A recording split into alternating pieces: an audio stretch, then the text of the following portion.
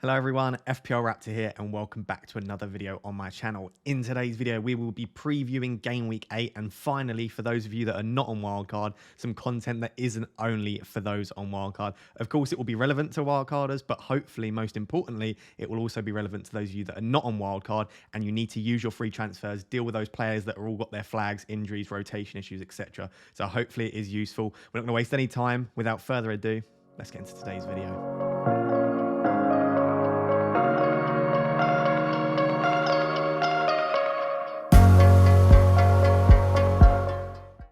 So guys, it is that time of the video where we give a massive shout out to the legends over at OneFootball who have partnered with me for these videos for the foreseeable future on this channel. Who are they and what are they about? They are a free football app and it's basically an all-in-one football app. As you can see on your screen as I'm scrolling through the app, it basically gives you all that you want and more in one single place. Transfer news, injury news, press conference updates. You can see the home and away form of the different teams in the table. You can get live notifications to your phone so that you know which players have scored during the games and which players have got the assist for those lovely FPL points. And as you can see, as you approach the deadline, hopefully the camera will focus. You can see there, Man City suffer Torres injury blow. So it gives you the latest news. So if you're not on social media or as well as being on social media, you can get the latest injury news and the latest press conference updates by clicking on the app. So please do click the link in the description, download OneFootball, support the channel and get the best free football app on the market. It is a win-win situation. Let me know what you think if you do download the app.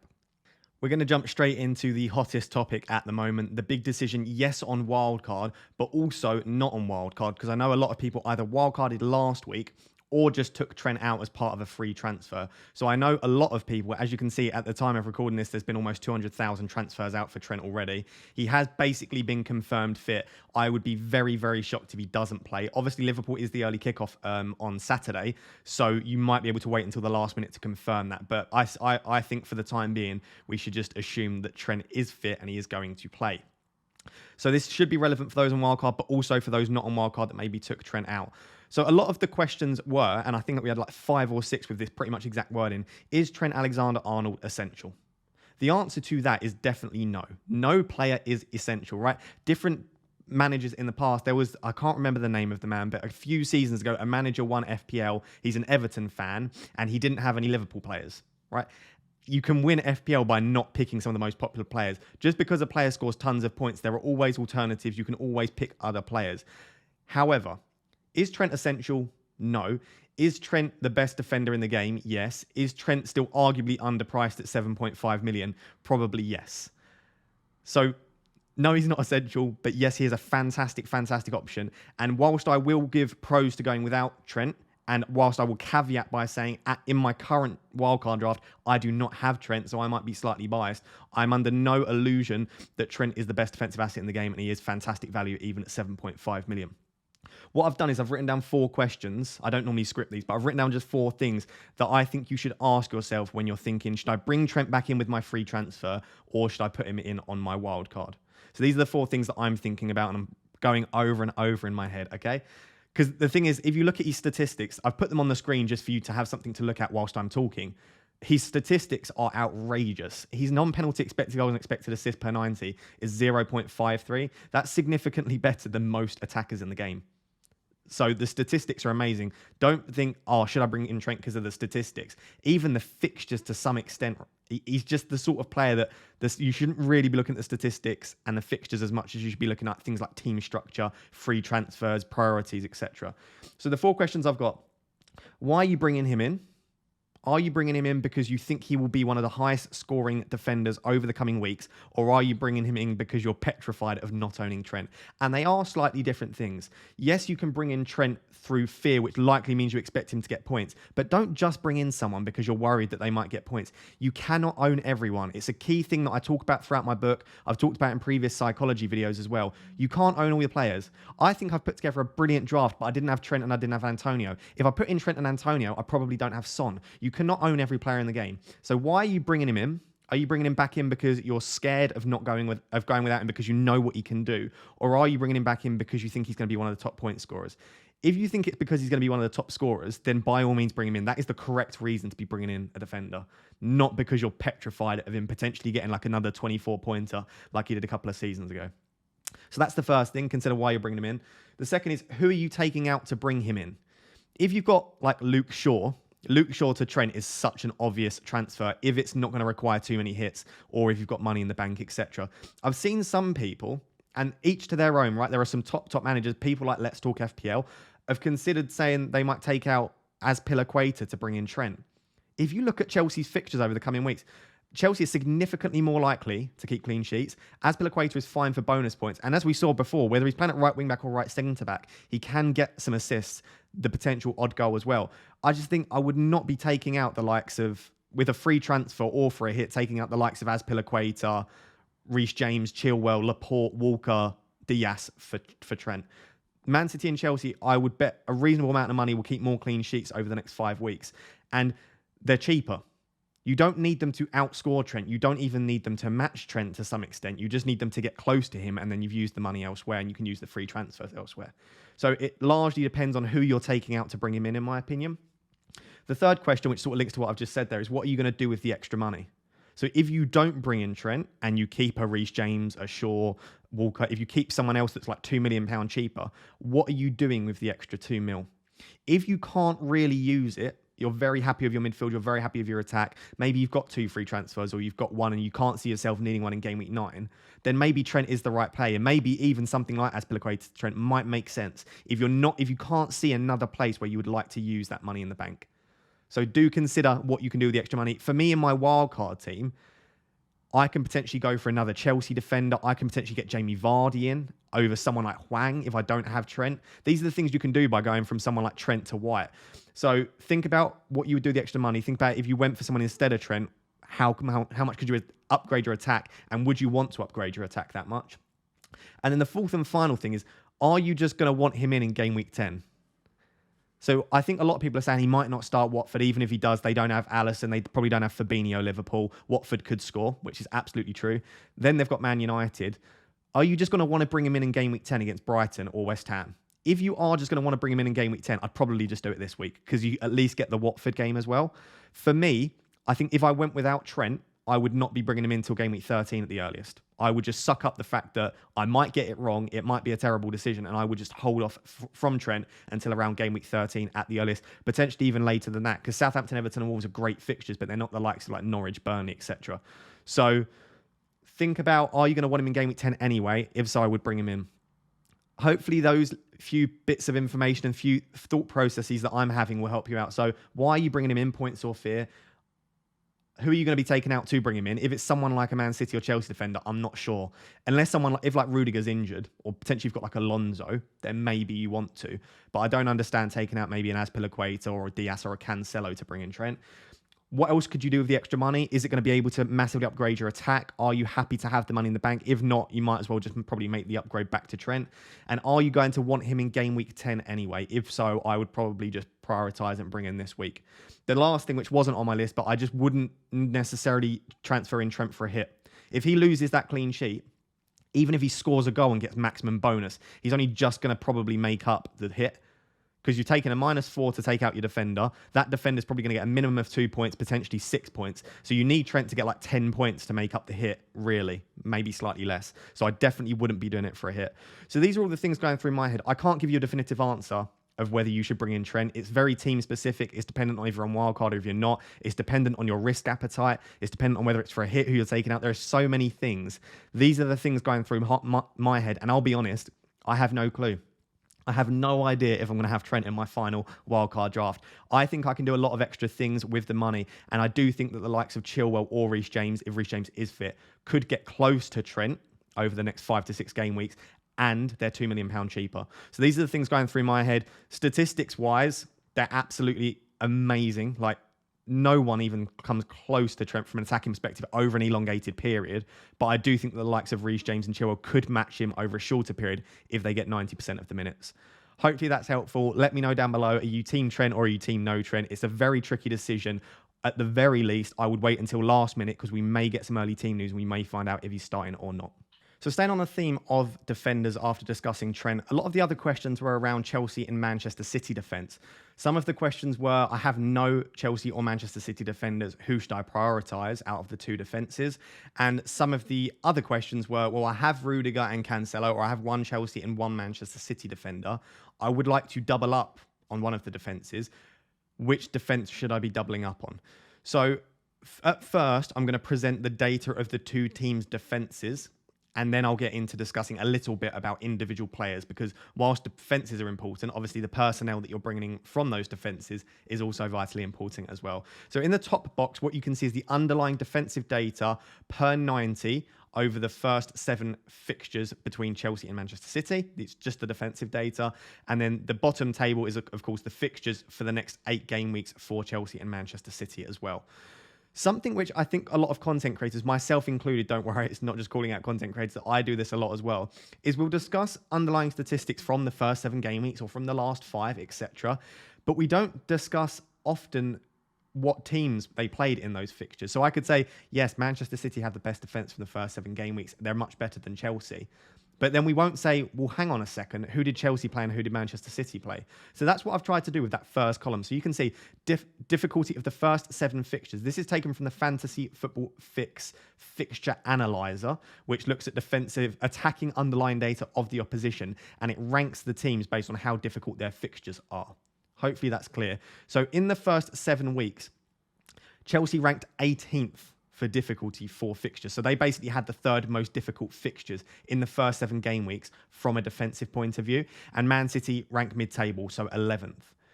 What that firstly says is that neither Chelsea nor Manchester City have had great fixtures in the first 7, which we obviously know because they've now got a really nice run.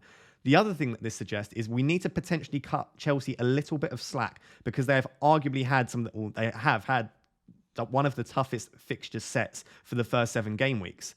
I wouldn't say there's a massive disparity between Chelsea and Manchester City. So I'm not saying that, Chelsea probably have the better defence because they've had trickier fixtures. But I would say maybe we'll cut them a little bit of slack when we look at their underlying data comparison to Manchester City, because they have had really, really difficult fixtures. So that's the first thing to note, is before we look at the underlying data, Chelsea's fixtures have been a little bit more difficult than City's.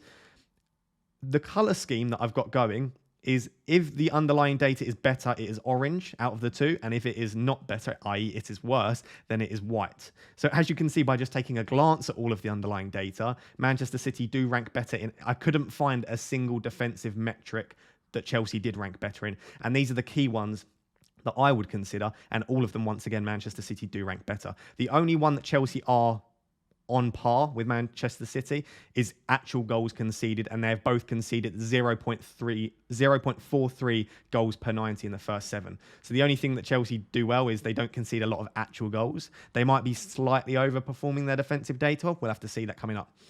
If we move across the column, shots conceded, this is slightly worrying, and it's why when I discussed the goalkeepers in a past video, I said Mendy is probably the better premium out of Mendy and Ederson.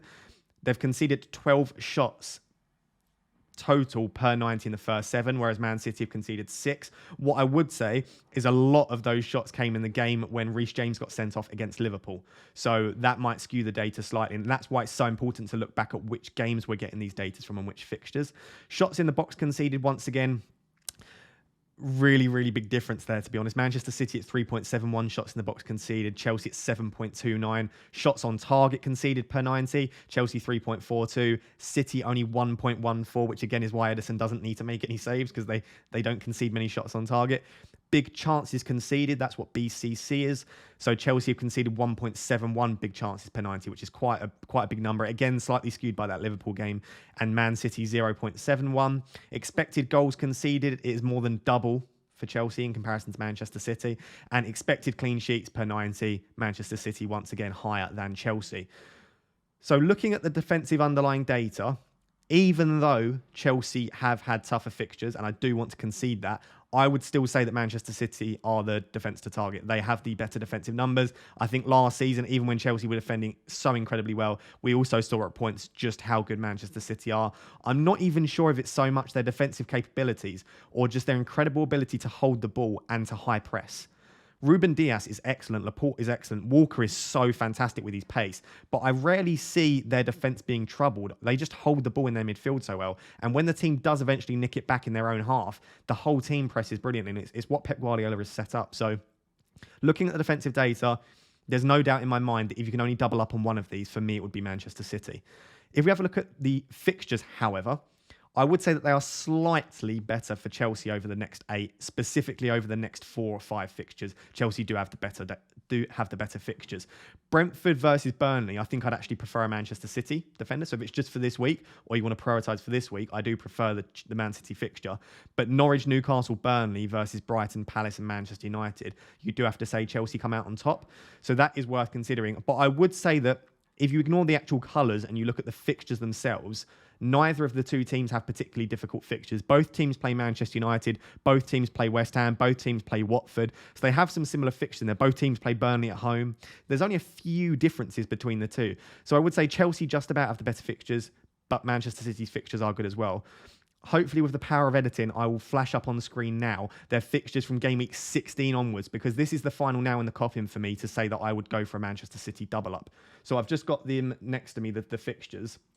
So from game week 16 onwards, obviously these fixtures on the screen end after game week 15. City have Wolves, Leeds, Newcastle, Leicester, Brentford, Arsenal and Chelsea, 2 tricky fixtures, and then Southampton, Brentford, Norwich. Obviously, if you look at the colour scheme, they're all green. I'm not necessarily sure they are all green fixtures, but apart from Arsenal and Chelsea, which could be cagey matches in 21 and 22, that those fixtures are brilliant and they play a lot of the bottom 6 or bottom 10 teams in the league. Chelsea's fixtures do start to take a turn. From 16 to about 20, I still don't mind them. They've got Leeds, Everton, Wolves, Villa, Brighton. So the run does continue, so you could hold Chelsea. But then Liverpool, City, Tottenham, Brighton, Arsenal. And then after that, they still don't get better for a little while after that again. So I would say if you take into consideration not just the 8 games, but potentially the next 18 games, which might be how long we have to wait until we play our second wild card, I actually think City's fixtures are better. So it largely depends what you want, right? If you want someone to attack the next 3 or 4 fixtures, I would probably actually go for someone like a Chilwell, maybe. If you're looking for someone to hold long term, I don't think you can go very wrong with either just João Cancelo or Cancelo and Diaz. That's based on the defensive data. As I said, Manchester City, in my opinion, have the better defence and the better fixtures, so I would go for a City double up, and I would prioritise City defenders. What I would say is that Manchester City defenders, the only 2 that I would really want are Cancelo and Diaz. You could make a case for Laporte and Walker, but I would really just want Cancelo and Diaz myself. There's a much cheaper way to get into the Chelsea defence with Rudiger, Chilwell, potentially Reece James if he's back. So you're saving potentially 0.6 million by going for a Chelsea. If you go for James and Chilwell, you're saving quite a bit in comparison to Cancelo and Diaz. So funds also need to come into this. And Chilwell and James are so good. Like, their underlying data when they do play is potentially better than Cancelo as well. They play in those wing-back positions. They could cause absolute damage. If they start Norwich, Newcastle and Burnley, you could be looking at huge hauls in those games. So it does also depend on the personnel and your funds. But for me, as a blanket answer, I think the Manchester City defence are the better defence. I think they have the better data, and I also think long-term they have the better fixtures. So for me, I'd be prioritising Cancelo, Diaz, but I also like a cheeky little punt on Reece James or Ben Chilwell. Do we really want to keep doing this to ourselves? Do we really want to keep spinning the pep roulette? It's very dangerous. No one really enjoys it, do they? No one can sit there and say to me they enjoy on a Saturday afternoon or Saturday morning frantically refreshing the Manchester City Twitter page, or what you should be doing, frantically refreshing the OneFootball application, waiting for the Manchester City team news. That is not what we want to do. It adds such stress and anxiety. But if you can catch a Manchester City player that is in form and starting, it can be absolute gold. And we've seen that in the past with the likes of Werner and KDB. But I do think that it does rarely ever work out when you're going for cheaper, less nailed Manchester City options. I really liked the way that Let's Talk FPL, of course, if you're subscribed to this channel, you would have subscribed to him and watched him already. But if you don't already subscribe to Andy Let's Talk, of course, best YouTuber in the game, absolutely massive respect for what he's doing. But he discussed it really nicely. And he said, if you're looking to bring in a Manchester City player and you're saying, do you know what, if they get 1 in 2 starts, that might be enough. It actually probably isn't. And he said what you need to do is probably half the statistics that they actually get. So if their expected goals is 0.6, if they're only playing 1 in every 2, then their expected goals per 90 when they actually play is probably more like 0.3 per match. So it's not good enough to only have a Manchester City player that plays every other game. Even if you say, well, yeah, but they don't often cameo and you can get someone off your bench. Your bench might be pretty strong if you're on wildcard. But again, this video is for those of you that aren't necessarily on wildcard. So unless you've got the world's strongest bench, in which case I would say, why have you got that much invested on it? It is very risky as well, especially if you're going for the likes of Cancelo, James, Chilwell, Diaz. Like, these players can also be rested and rotated as well. So I'm not sure, to be honest. As you would have seen in my team selection video, I was actually going to take a punt on Torres. So after saying all that, you might think, well, why on earth would you take a punt on Torres after saying that? Torres is the cheapest. So this is ordered by price. Torres is the cheapest Manchester City mid. He very, very, very rarely cameos. So again, if it's just one player I have to rely on not coming on, he could have come off the bench. And I did expect him to start the next few. And the plan was to either have him instead of Rafinha and go Torres to Rafinha in game week 9 or 10, or have the out to Mason Mount as an option. So I had lots of options around that price. I thought it was good to take one calculated risk. And the main thing was the price, once again. I didn't have to blow up my team to get in the likes of Grealish, Mahrez, Foden, who are even more expensive. I couldn't really afford them without having to make a big downgrade elsewhere. So I was tempted, but obviously the latest news is that Torres is now out for 1 month, potentially, with, I think it's a fractured toe or a broken toe. So I'm not sure that I want to spin the Pep Roulette. But for those of you that do, I've got the underlying statistics on the screen for you. You can take a screenshot. I'll pose now for you. There you go. You can screenshot rather than me in like a mug face position. And what I've got is I've got the different colors. If it's bright green, you know, like the classic FDR bright green, that means that it is the best statistic out of the group. If it's sort of like a slightly less bright green, then it's the second, and then faded is like third, fourth-ish, right? It's not a very scientific approach, but it's just to glance at it so that you can see as you look across each of the players, are there any that are standing out across all of the metrics? As well as that, I've got the amount of minutes they've played. You can see I've got an asterisk next to KDB and Mahrez and Foden because the three of those have played either around two games worth of minutes or less than that. For example, Mahrez at 155 and Foden at 195. You're looking at, for Foden, just over 2 games and Mahrez just under 2 games. It's not enough data to really draw that many conclusions. As well as minutes, obviously the underlying data as well. I've put next to each of their names on the far left how long term the punt would be on them. If you put them in your team, why would you put them in your team, etc. So KDB, Jesus, Grealish, Gundogan and Bernardo Silva for me are long-term picks. Although I would say at this stage, as you can see by the underlying data, I really don't like Bernardo Silva as an option. I don't care how many games he plays. I don't care if he scores against Burnley. Long-term, I just wouldn't put him in your team. It's just not worth it. He's such a fantastic player, but he's not an FPL option for me. And then mid-term, the only mid-term pick here really for me is Foden. I don't know that I'd want Foden very long-term, but I do think he's good over sort of the next 5 to 10 games. And then one game week punts. I think you could have chosen Torres, but obviously you can't choose Torres now. So really for a 1 game week punt, I think you're looking at Sterling or Mahrez. And I've got a very sneaky suspicion. I tweeted it earlier. I've just got a feeling that Sterling will start the next 3 games. So if you are someone with a lot of money to spare somehow, and maybe you want to take out like a Bruno Fernandes that you've got in your team, and you don't want to go for KDB, there are worse things to do than take a punt on Sterling. But I think for a lot of you guys, I think Mahrez might be the guy to punt on. What I would say, I want to caveat this because I don't want you coming back in my comments and telling me that I told you to bring in Mahrez. I have no clue who Pep's going to play. And that is currently the main reason that I'm thinking I'm just going to go without City attackers altogether. I just don't think it's worth the headache and also worth the risk for me. Because as Andy said, even if they play every other game, if in every other game they score 10 points, I know you've got your bench in the ones that they miss out completely, but that's 5 points per game, and that's starting to look a lot less impressive. And just because they play in every other game doesn't necessarily mean that they're going to haul in those games. So I'm slowly talking myself out of City attackers. What I would say is, looking at this data, although it's 155 minutes, Mahrez's stats are outstanding. So I do think if you're taking a 1 week punt and you've got all the budget in the world, I would go for Sterling or Mahrez. Long term, I think Grealish's stats just aren't good enough for me. The underlying data is not there. Bernardo Silva's underlying data is pretty terrible in comparison to the rest. KDB's are okay, but once again, not a lot of minutes, and he is so expensive. I don't look at this list and think that any of them strike me with that much excitement or that much assurity that they're, number one, going to get minutes, and number two, when they play the minutes, are going to get the attacking returns. So take your pick. Like I said, use the table, use the data. I collected this data for you guys because I don't really need it. I don't think I want to do it. But for me, rather than looking at the data, I would be thinking about the player you're bringing in, the price point, and how many minutes you expect them to get over the coming weeks.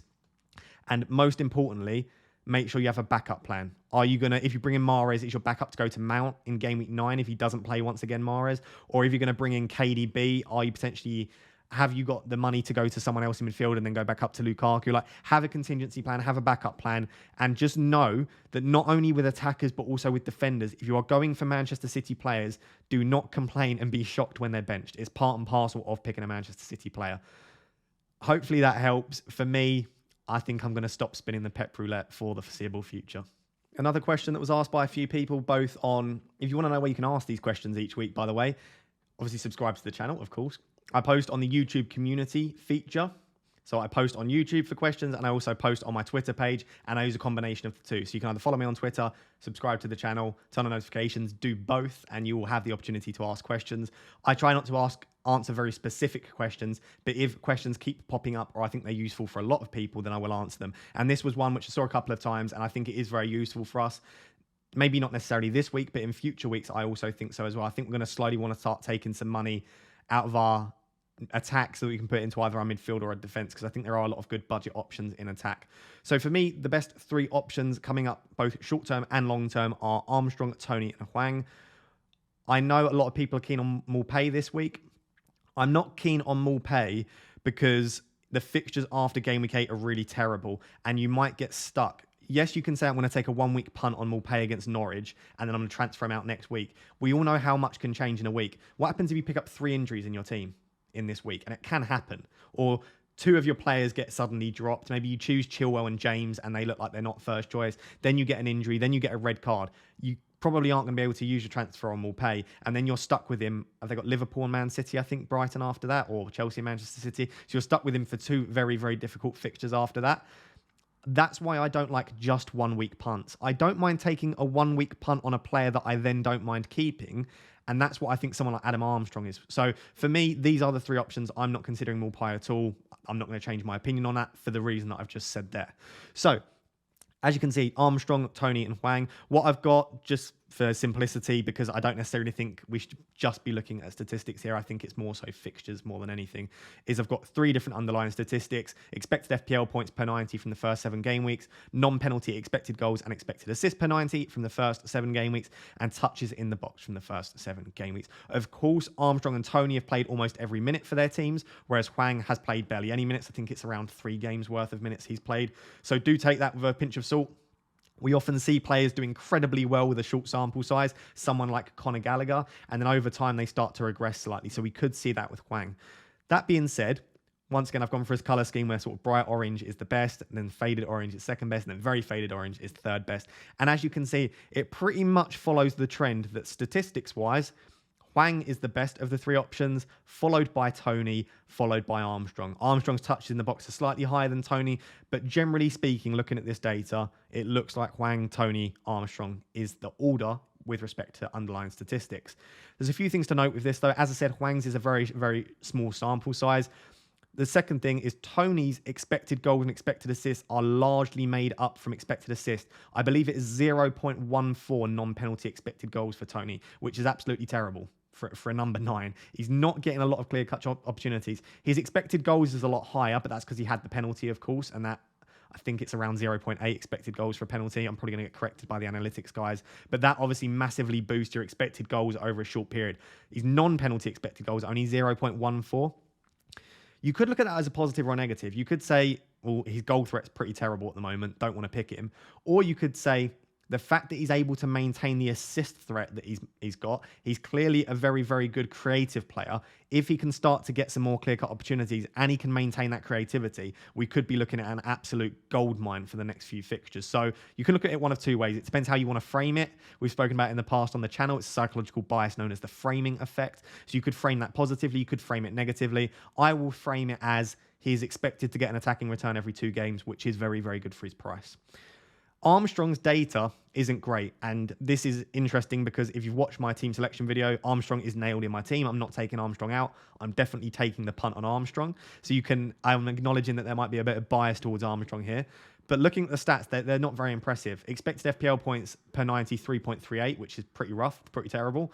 Non-penalty expected goals and expected assists, pretty terrible as well. I would say that most of his is made up from goal threat. So whilst his is significantly lower than Toney's, his non-penalty expected goals is higher. Touches in the box wise is pretty good, 4.4. I'm happy with that, enough for a £6 million player. With Armstrong, it is worth noting that because Ward-Prowse is suspended until the end of October, Armstrong could be on penalties for the next 2 games against Leeds and Burnley, which could be really, really nice. Not only do they have Leeds and Burnley at home, but Armstrong might be on penalties. So, looking at the data, Hwang looks like the standout, but it's a very small sample size. Toney and Armstrong both have their benefits, but I would say that Armstrong comes out on top there. Looking at the fixtures, it's almost like a role reversal, I guess I would say. I would say Armstrong has the best fixtures by a country mile. And this is the reason that I said I'd rather take a punt on Armstrong. If you Leeds at home is arguably just as good as Norwich away for Brighton. Norwich is obviously the better fixture, but I could see Leeds at home being a good one for Armstrong. If something goes wrong in your team, taking a 1 week punt on Armstrong, you can then keep him for Burnley, Watford, Villa, Norwich. You wouldn't feel that bad keeping him, even if he's playing poorly. They're just such good fixtures that you could see him scoring. So I would prefer a 1 week punt on Armstrong. For me, in my current draft, I've got Armstrong and Hwang. And the idea is I will have Armstrong and Hwang for game week 8 and game week 9. And then whoever is performing the poorest out of the two, I will bring in Tony for that person. So for me, I'm going to have all three of these at some point. I'm going to start with Tony and Hwang. And in game week 10, when Armstrong plays Watford and Hwang plays Everton and Tony plays Burnley, I think I want Tony for Burnley, Norwich, Newcastle. So I think at that stage, whoever's performing poorly out of Armstrong and Hwang, I will take them out. Or potentially, if Armstrong and Hwang look absolutely incredible, like they are absolutely flying, I'll either not bring Tony in or I could do Lukaku to Tony. But I'm not booking any transfers in. I'm just saying this is a general plan for me because I do want Tony, but I don't feel the need to have Tony against Chelsea and Leicester. That being said, I'm on wildcard, and obviously you don't want to constantly be using free transfers on your attackers. So if you just said to me, I'm just going to bring in Tony now because I want him long term, that's a brilliant move as well. Hopefully that's helpful. The one thing that I haven't really explicitly noted is that Hwang is still a rotation risk. We do not know 100% that he's going to keep his place.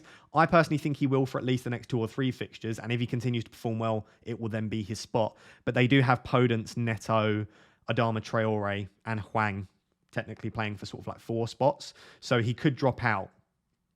That's something to consider as well, whereas Armstrong and Tony are 100% nailed in their teams. Hopefully that's helpful. As I said, I'm starting with Armstrong and Hwang, and then I'm going to move to Tony in game week 10. I think all 3 of them are fantastic options. Take your pick. Before we move on, you know I love a cheeky touch map, so I'll just present these on the screen. I'm not going to discuss them in too much detail. Again, you can pause the video and take a detailed look at them, or you can head over to the Fantasy Football Fix website if you want to take a look at these. I would say the first thing to note is that Hwang's touch map is not developed enough because he hasn't played enough minutes. The more minutes you develop, the more touches you take in a specific spot on the pitch, the more pronounced it will be, the more you'll get those sort of red areas. Armstrong and Tony, I would say the most notable thing is that they're both getting into the box, but Tony is dropping significantly deeper at points than Armstrong, which is probably why we're seeing so much creativity from Tony and less goal threat. So whilst Tony is still getting into the box, that does not worry me at all because he can still score, he's still on pens, and he's still got great underlying data. I don't want him dropping that deep though. And this is one of the main reasons that Mbomo is locked in on my draft, because it is Mbomo that he's normally passing to and creating those chances for. So I do actually think Mbomo is the better of the 2 choices between Tony and himself. But both forwards, as I said, are getting into the box, but Tony's dropping deep, whereas Armstrong is largely staying up top, drifting out to the left a little bit. But I just thought I'd present them just for totality of information and just so that you've got it in your arsenal as well, knowing how to interpret touch maps. I think they both look pretty good, to be honest. This is not something that I expected to be discussing in today's video a few days ago or earlier on in the week. And if you're not on social media, you might be thinking I'm a bit mental. Why on earth am I discussing Timo Werner? But he does appear to be the flavour of the last 48 hours, 72 hours or so. People are very, very interested in bringing him in. And I don't necessarily hate it. He's the sort of player that, due to the amount of chances he gets, if we ignore the fact that he has been like the laughing stock of the Premier League over the past season or so, the sheer amount of chances that he gets due to arguably some of the best position, I know he's offside a lot, but arguably some of the best positioning and some of the best running in the Premier League, he will get an abundance of opportunities over the next 4 games if he plays 3 or 4 of them. He will get chances. If he can take a few of them, which he has started to do recently, he could be an absolutely brilliant differential. So whilst when I first looked at this, I thought, not for me, I'm starting to come around to the idea of it. And what I would say is, if you asked me, would you rather go for a punt for Mahrez or Timo Werner, who are basically the same price, I genuinely think I would prefer Werner. I think it's slightly easier to predict the attack for Chelsea. I think Werner is slightly more likely to get more minutes over the next 2 or 3 fixtures, 4 fixtures, hopefully. And I just think that those next 4 are so good for Chelsea. And like I said, he just gets so many opportunities. Looks like he might link up with Lukaku quite well in the coming weeks too. What I would say is there is a little bit of a chance of rotation, and he's definitely not dead cert to start all 4. You've obviously got Mount, who's now coming back, and I expect Mount to play the majority of minutes normally on the right. You've also got Havertz and then Ziyech. Pulisic is injured, so they don't... I might have forgotten to play that. Hudson-Odoi, I suppose, is another one, but I don't expect him to play too many minutes at all. So for the main ones, again, I might have missed a player, but I think it should be Mount on the right, and really Havertz and Ziyech are the two that Werner's competing with. Ziyech seems to have fallen out of favour. So really it's Havertz, and Havertz really hasn't looked at it this season. So I would not be surprised to see Werner start the next few on the left. And as we've seen before, he can also play up top alongside Lukaku in a 3-5-2. Although I think Tuchel played that in the past against a tougher opposition. So I'm not necessarily sure that that's something that he would favour against the easier teams. All that being said, he is still a massive punt. It's definitely a risk, and I am not sure at all. I wouldn't be surprised if he started all 4. I wouldn't be surprised if he started one of the next 4. But as punts go, especially on wildcard, or if you've got the position in your team to do it, I really don't mind him. Even if it's just for Brentford and Norwich, and then maybe you go to like a Gabriel Jesus against Crystal Palace in game week 10 or something like that. I think there are definitely worse moves to make. Underlying statistics-wise, they're pretty good, right? Expected FPL points of 5.35 per 90. Non-penalty expected goals and expected assists of 0.59 per 90. Big chances, almost 1 per 90. Touches in the box is absolutely outstanding at 8.73. And this is what I'm talking about. The amount of runs that he makes. And whatever you think of Timo Werner as a finisher, I don't think you can criticise too much his movement and his ability to get into the positions. The reason that he has missed so many opportunities is because he gets so many. So as I said, it's up to you whether you think he's going to start taking those and whether you think he's going to get enough minutes. For me, if Werner starts 3 of the next 4, I think he's a fantastic option. You've just got to decide for that for yourself. And also, he's at a bit of a tricky price point. Apart from Gabriel Jesus, he's at quite a bit more than the likes of Antonio and Jimenez, so you might have to make another move to get him in. I'm still really... I'm about 10% considering Timo Werner on my wildcard. I definitely think there are worse punts. And like I said, I do think I prefer him to a City midfielder.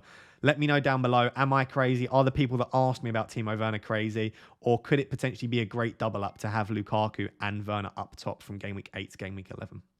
So guys, if you've watched my past videos, you know that these videos take me such a long time to make from start to finish, from doing the research to finding the actual stats, to then putting the stats on the screen in the graphics using Photoshop. So then recording, editing, processing, uploading, and they take sort of 8 hours plus, sometimes even more than that. So I can't make graphics for all of these other questions, but I wanted to try and answer as many questions as possible. So these are 6 other questions that were asked by more than one person, and I'll try and quick fire them and give them just basically my initial gut feeling response rather than an in-depth statistical answer to them. Okay, so what should we do with Alonso was a question that I got maybe 2 or 3 times, and my answer is you keep Alonso. Yes, as sort of FPL managers, we are suggesting that we think that Chilwell is still first choice, and now that he is back fit and he's played a few matches, that he will now become first choice as he was last season. And I do still think that is the case. I think that is correct. But as you can see by the way I'm wording this, the semantics, I don't know that. No one can know what Tuchel's thinking. And Alonso has been fantastic. He struggled in his last 2 games, but they were 2 very tricky games. And we can't deny the fact that he was brilliant for the first 5 or 6 games of the season. He's not just going to suddenly drop out. I can't remember who made the point. It might have been, I think it was Mark Southerns on FPL Black Box, said that he thinks Alonso might play due to his height and Brentford having a really, really tall team. I would not be surprised if Alonso started Brentford. And if he doesn't start Brentford, is there a potential for him to start Norwich? I think that unless your team is absolutely perfect, you've got a free transfer and you really want to use it, you've got no flags, no issues, your team looks amazing, I would keep Alonso for at least the next 2 fixtures, just whilst we establish. Because what happens if we're wrong? Alonso's still first choice, and he starts 3 of the next 4 fixtures. You're going to kick yourself for taking out basically the best attacking fullback in the game. So for me, if I owned Alonso, I would keep him. It does also depend on your bench, though. If you've got no bench at all, it might be a little bit tricky, and you might want to take him out for someone like Diaz, who you know is basically going to start every single game. The second question: what to do with flagged players, Rudiger, Lukaku, Trent, James? I'm going to be very quick for this. Wait until last minute. Yes, team value is very, very important. It's not important enough that you make a stupid rush decision that then ends up being the wrong decision. We could find out on Friday evening or Friday afternoon that Rudiger and Lukaku are both injured long term. That would completely change it. Or we could find out Rudiger, Lukaku, Trent, James are fine. We could then find out that Rafinha doesn't play the Brazil match and he might be available as well. So all of these things, you just need to wait until the last minute. and I don't mean literally the last minute, but maybe an hour before deadline for any news that we might be getting. You do not need to rush unless you're definitely priced out and you know you want to remove these players, then go for it. But the likes of Rudiger, Lukaku, Trent and James, we're going to want them long term, and most of the other flag players as well. So I would just wait for news as long as you can. And follow the key accounts on Twitter. If you follow myself, I will try and retweet any news that I see or discuss it. But if you follow all of the big accounts, we tend to discuss it amongst ourselves. Ben Dinnery is absolutely fantastic for injury news on Twitter as well. So that would be my opinion. Just stop panicking. There's not a lot we can do for the time being, but just keep your ear out for any information. Similar to that, is Rafinha going to play? My honest answer is that no, I don't think he will. Bielsa in today's press conference said that there's a lot of moving parts to this. There's a lot of different factors which suggest that he would like him to play. But he said it depends on how much time he gets, how much of the Brazil match he plays. And we've heard rumours that he will be starting the Brazil match. So that's one thing, is how many minutes will he play in the Brazil match. The second thing is how well will his rest go. So even if he doesn't play, he said they'll assess how well the rest period has gone and how well he recovers. So if he's suffering from a bit of muscle fatigue, a bit of tightness, he obviously won't play. I think due to the fact that he's only just come back from a little niggle, and the fact that he's played quite a fair bit over the international break, especially if he starts the final game for Brazil, I can't see Rafinha playing. But once again, just wait until last minute. Wait as long as you can, because if we can get some reliable news that he didn't play in the Brazil game for maybe he only played like half an hour or 40 minutes potentially, we think he's going to start, and he had really good rest period and he got back to Leeds and he went straight to the physio, then there might be a chance that he plays. So just keep an eye on it. Question 4, there was a lot about best replacements for Jota and or Greenwood. We now know that Jota is fit. I've tried to emphasise to a lot of people, especially my brilliant members, that Jota fit is very different to Jota starts. So just because Jota is fit does not mean that he will start in that front three. It could be Mane, Firmino and Salah. What I would say is that Jota has had a longer rest period than Mane. Mane, I think, has had the shortest rest period. So it could be that Mane is the one to miss out this game ahead of their UCL clash. So I think Jota will start. Just a random opinion, guess. But just know that there is a difference between Jota is fit and Jota will start. So if you are replacing one of Jota and Greenwood, I would personally keep Jota, but I think I would replace Greenwood. I would either take a punt on a Man City mid if you really, really want to. That wouldn't be for me. I think you've then got Mason Mount. I think it's a great long-term option. After those sort of riskier players, for me, you either make another transfer and upgrade to a premium like a KDB or a Son, or you go down to the likes of Saka, Smith Rowe and Bomo. You go for a much cheaper player, keep some money in the bank for Game Week 9, Game Week 10, and then use it to distribute elsewhere. That's my personal opinion. I don't think there are that many good mid-price mids at the moment. So for me, it would be a downgrade, or hopefully, if you can, an upgrade to Son, because I really like him for Newcastle and beyond as well. But it will be largely team dependent, largely budget dependent, largely what sort of risk attitude you have going forward. Question 5 is it time to ditch West Ham? My answer to this is yes, but not necessarily this week. I think long term, they're starting to look a little bit fatigued. They're starting to look like they're struggling a bit. I don't know how long Antonio is going to last. His underlying stats are absolutely amazing. He's a fantastic option. If you have him on your wild card, I love that. I think that's great. I myself am going without him just because West Ham's fixtures are really, really rough. Obviously, European football will start to take its toll, as it has with so many teams in the past. We've seen it. It's very, very difficult to try and keep up a European competition and also Premier League. And West Ham do look like they're going to go all the way in the European competition. They've been performing really, really well. For me, I am taking the money that I've managed to build up in Benrahma and Antonio, selling them, taking the money and moving elsewhere. I know it's sometimes tempting to keep a player because you've got money tied up in them. The only value of a player going up in price, if you own them, is when you sell them. Otherwise, it doesn't matter if they go up 50 million or down 50 million. If you're never going to sell them, it's just the price you bought them at. So whilst money tied up in a player makes you sometimes not want to sell them, if you're never going to sell them, then you're never going to get that profit. So for me, I'm selling now. I think now is the time. However, if I wasn't wildcarding, I would not have rushed Antonio and Benrahma out. I think they're absolutely fine for the next maybe 1 or 2 fixtures. But I think long term, Benrahma in particular, but also potentially Antonio, I think you're going to slowly start moving them out. So this week, I wouldn't worry too much. I wouldn't be ditching Antonio and Benrahma this week unless you've got like 2 free transfers. Go for it. But maybe the Tottenham game or moving forward after that, I would potentially look at moving them on. Question 6 is more of like a philosophical question or a theoretical question in that how do you decide when to take hits? I'm normally a slightly more risk-seeking individual than I am this season. So I've got a chapter on this in the book. So a little mini plug there for the book. If you want to find out more about risk-taking and when to decide when to take hits and when not to, you can read that chapter in the book. The links will be in the description. I say that it largely depends on what sort of risk attitude you have as a manager. Are you a risk-seeking person? Do you like to take lots of risks or do you not? If you are a risk-seeking manager, take the hits whenever you want to take the hits if you think they're going to pay off. If you're risk-averse, which is what I'm trying to be this season because I think it more accurately suits my everyday life risk attitude. In FPL, I've always been quite risky because there's no money on the line and there's no real consequences. This season, because of my channel and because I really do want to get a good overall rank and I think it will help me moving forward, I'm playing to my strengths and I think I'm a risk-averse, logical manager. So what I think every week is, do I have to take this hit? It's a very simple question. Do you need to take that hit? If the answer is no, most of the time this season I haven't. I've only taken one hit this season and I had to take it to field a full 11. Outside of that, or I think no, it was the week I wanted to get Ronaldo and Jota in and I had to take out Tsimikas as part of that hit. The hit paid off and I was happy with the hit. So most weeks I thought, do I need to take the hit? Can my bench cover it? And if so, I've not taken the hit. Now, the reason for that is when you bring in a player, it costs 4 points as a hit, right? Normally on your bench, you would have 2 points minimum from the player. So that is 6 points that you would gain by not bringing in the player because you would have your 2 points off the bench and you would keep the 4 points that you would lose via a transfer. So when you're bringing in a player, when you're looking at it for this single week, is it worth it for this single week? You need that player to score 6 points, which is an attacking return or a clean sheet, to just pay the hit back. That's just to not be in a negative. If they then get another attacking return, and think about how rare it is that a player gets 2 attacking returns, they might still only get you 3 or 4 points profit. So realistically, you need to look at the player you're taking out, the bench you've got, and how explosive you think the player is coming in. The only time that I really take a hit is when I need to restructure the team, i.e. like taking out Tsimikas. I had to do that to bring in Jota and I wanted to.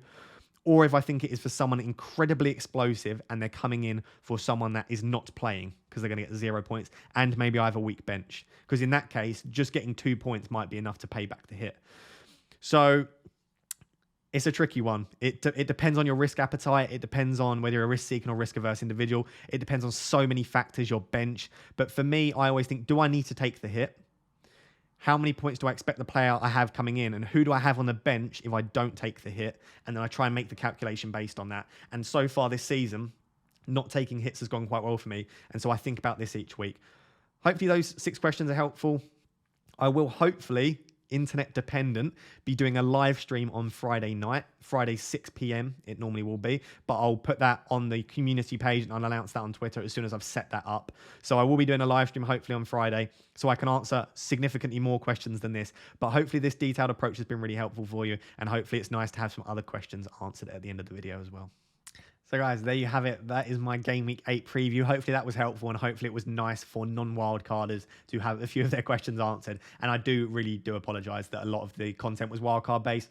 But obviously I was on my wildcard and a lot of other people were. And I know some of you, absolute legends, have still been watching every video despite not being on wildcard. And I just appreciate it so much. I appreciate the support so much. It's been absolutely incredible. The growth of the channel through subscribers, likes, comments, interactions, the amount of members we've got. I think we've got 25 members now, which is absolutely crazy. It makes me so happy. It makes my day. Every nice comment I read, and I don't think I've missed a single comment on any of my videos yet. I try my best to reply to all of them. Maybe in the future that won't be possible, but I really do try to interact with you guys as much as possible. If you do appreciate that and you want to support the channel, there are 4 things you can do for free. You can download the OneFootball app. It really does help, and it means that the partnership with OneFootball might continue. You can like, comment, and subscribe. As I always say, those 4 things are free. And if you want to do something that requires some form of money, you can purchase my book, which I always appreciate. Links in the description. Or you can become a member of the channel. You can click the join button next to the subscribe button, or you can click the link in the description, which says if you want to become a member, click this link. So those are the things you can do to support me. But most importantly, I just appreciate you watching the videos. It really does help the channel to grow by just you being here and watching. Thank you very much. Hopefully, as I said, I'll be live streaming tomorrow. If I'm not live streaming tomorrow, then this will be my final piece of content ahead of Game Week 8. It's been absolutely crazy. I think we've produced 8 or 9 videos. So I've really enjoyed it though. And I'm looking forward to moving forward with Game Week 9 and Game Week 10 as well. Thank you so much for watching. I'll catch you all soon, guys. Bye-bye.